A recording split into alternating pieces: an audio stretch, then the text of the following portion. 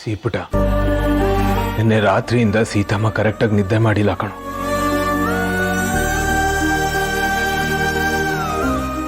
ಈಗಲೂ ನೀನು ಬದುಕಿದ್ಯಾ ಅನ್ನೋ ಭ್ರಮೆಲೆ ಬದುಕ್ತಿದ್ದಾರೆ. ಸೀತಮ್ಮನ ನಾರ್ಮಲ್ ಆಗಿರೋ ತರ ಹೇಗೋ ಮಾಡ್ಲಿ. ಅಟ್ಲೀಸ್ಟ್ ನೀನು ವಾಪಸ್ ಬರೋ ತರ ಆಪ್ಷನ್ ಇದ್ದಿದ್ರೆ ಎಷ್ಟು ಚೆನ್ನಾಗಿರ್ತಿತ್ತಲ್ವಾ. ಆದ್ರೆ ಅದಾಗೋದಿಲ್ಲ ಅಂತ ನಂಗೆ ಗೊತ್ತು.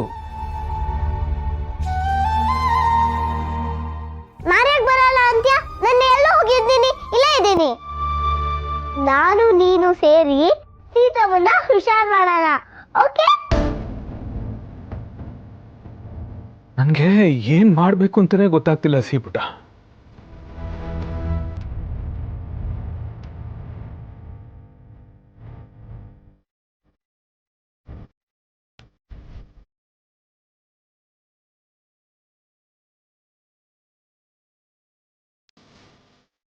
ನೀನು ಆಕಾಶ್ ಅಂಕಲ್ ಹತ್ರ ಕೇಳು, ಅವ್ರಿಗೆ ಏನಾದ್ರು ಒಂದು ಐಡಿಯಾ ಕೊಡ್ತಾರೆ.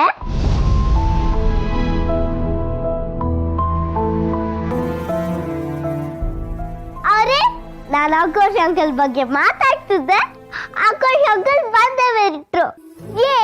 ಆಕಾಶ್ ಅಂಕಲ್ ಬಂದ್ರು, ಪ್ರೀನು ಅಂದ್ರು.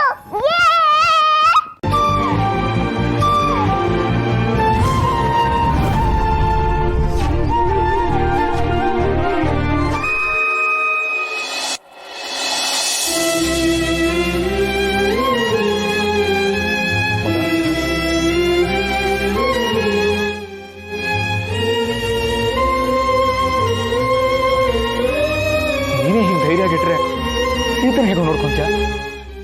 ಕಣ್ಣೀರು ಒರೆಸ್ಕೊಳ್ಳೋ.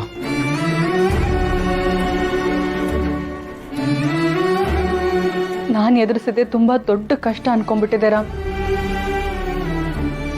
ಆದ್ರೆ ನೀವು ಮತ್ತೆ ಸೀತಾ ಈಗ ಫೇಸ್ ಮಾಡ್ತಿರೋ ಸಿಚುಯೇಷನ್ನ ನನ್ನ ಕೈಯಲ್ಲಿ ಇಮ್ಯಾಜಿನ್ ಕೂಡ ಮಾಡ್ಕೊಳಕ್ ಆಗ್ತಿಲ್ಲ. ಈ ಟೈಮಲ್ಲಿ ನೀವು ಸೀತಾ ಜೊತೆ ಸ್ಟ್ರಾಂಗ್ ಆಗಿ ನಿಲ್ಬೇಕು. ಪ್ಲೀಸ್ ಧೈರ್ಯ ತಗೊಳ್ಳಿ ರಾಮ್. ಓ ಮಗ, ಪ್ಲೀಸ್ ಬಿ ಸ್ಟ್ರಾಂಗ್.